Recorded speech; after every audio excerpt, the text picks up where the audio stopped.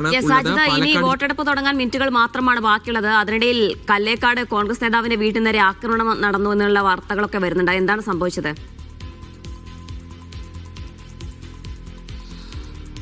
അത് ഇന്നലെ അർദ്ധരാത്രിയോടുകൂടിയാണ് ഈ സംഭവം ഉണ്ടാകുന്നത്.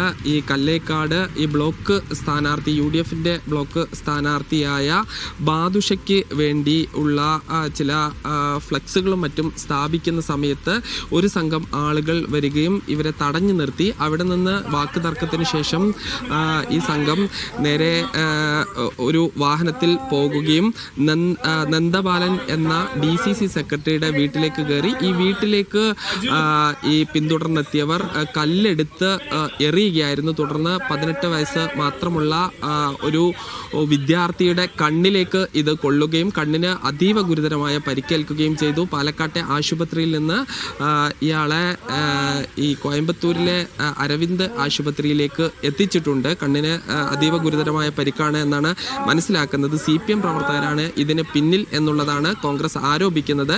ഇത് സംബന്ധിച്ച് പോലീസിന്റെ അന്വേഷണം ഊർജിതമായിട്ടുണ്ട്.